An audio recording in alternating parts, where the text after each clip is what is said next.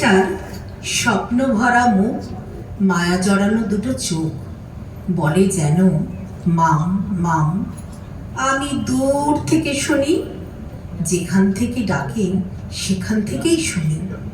স্বপ্ন ভরা মুখ, মায়া জড়ানো চোখ, এই ডাকটি শোনার জন্য সারা পৃথিবীর মা যেন অপেক্ষায় থাকে।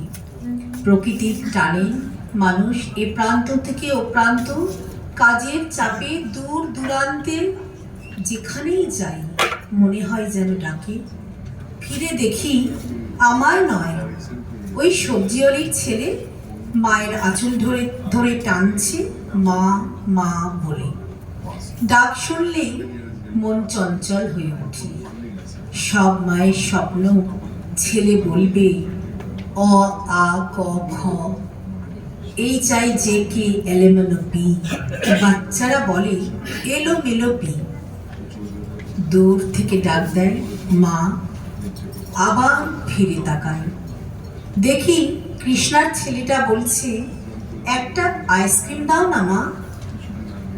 মা বলে আমার কাছে টাকা নেই। অফিসে বসে কাজে মগ্ন, কত নাম ইঞ্জিনিয়ার সাহেবার, এক ডাকে সবাই জানে। বড় বড় ইমারত তৈরিতে ব্যস্ত, সর্বক্ষণ অতি ব্যস্ত। মা পিছন ফিরে দেখি, আমাকে 20টা টাকা দেবে মা। স্বভাব সিদ্ধ ভঙ্গিতে ওয়ালেটে হাত ভরি। বৃষ্টি ভেজা রাস্তায় হাঁটতে হাঁটতে মন চলে যায় সেই রাঙা মাটির টানে।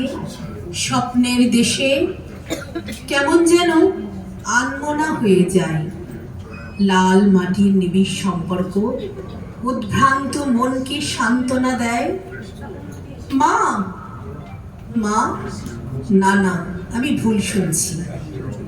যে ছেলেটা রেল ধরে হাঁটছে, অদ্ভুত ব্যাপার, দূর থেকে কু ঝিকঝিক শব্দ আসার আগেই সে লাইন থেকে সরে যায় আর তালে তালে পা ফেলতে থাকে। তীব্র গতিতে রেলগাড়ির চাকা, চোখের পলকে হাওয়া। আবার নজর পড়ল ছেলেটার দিকে। মুখ চাওয়াচাই হতে এক ছুটে বাঁদিকের প্ল্যাটফর্মে।